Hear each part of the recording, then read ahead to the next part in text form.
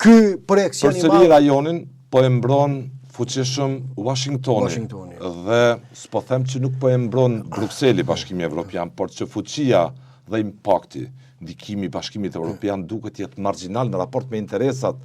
në cilat kanë gravituar disa shtete, si Serbia ta zëme, me ruset, me kinezët e tjera, duke që qortimet që i kanë shkuar, edhe ashtu të buta nga ana e BE-s Serbisë, nuk i kanë dhënë. Jo, vetëm kur u shtu presioni, unë prapë u kthyen luanët në përsëri në terren dhe duket që lexova një shkrim amerikanët me gjithë dëshirën që trofejnë një kohë ta merrte BE-ja për një paqe të qëndrueshme, stabilitet dhe një arkitekturë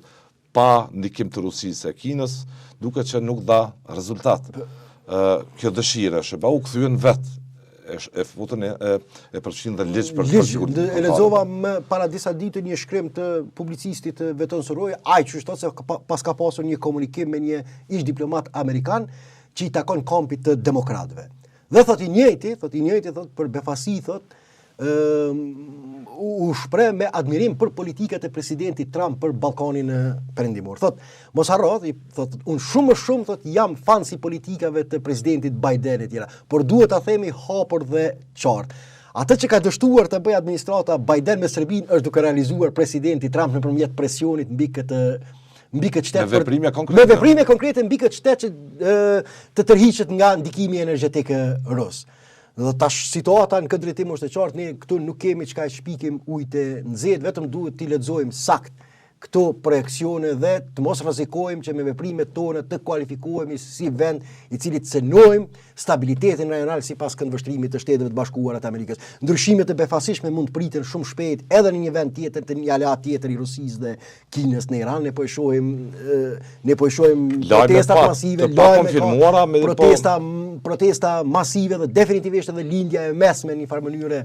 do të ndrojë mund të nështrohen kësaj orvatje për ndryshim rënjes së regjimit teokratik të ajatullave, praktikisht edhe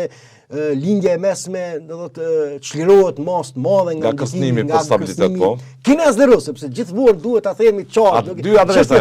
çështje tjera janë ditësore, edhe çështjet ideologjike dhe këto janë veç maskim për këto interesa gjeopolitike dhe domethënë pas rënies amerikanët betejën e kanë me Rusë të Kinez. Jo, po lindja e mesme do të pas dobësimit. E pa në rastin e Indisë atje. Pas dobësimit të Hezbollahut, dobësimit të Hamasit, rënies së regjimit të Asadit në Siri dhe vetmja që ka mbetur koka që dikur i ka ushqyer këto këmbë të oktapodit është ende regjimi në Iran dhe duket që kanë lodhur edhe bombardimet e shëbave dhe të Izraelit do të kanë konsumuar te mase, kanë prodhuar një krizë të jashtëzakonshme ekonomike në Iran dhe duket që edhe Irani ndodhet në zgrip të regjimi e kam fjalën, regjimi ndodhet në zgrip të ekzistencës së tij dhe ndryshimet që mund ndodhin aty definitivisht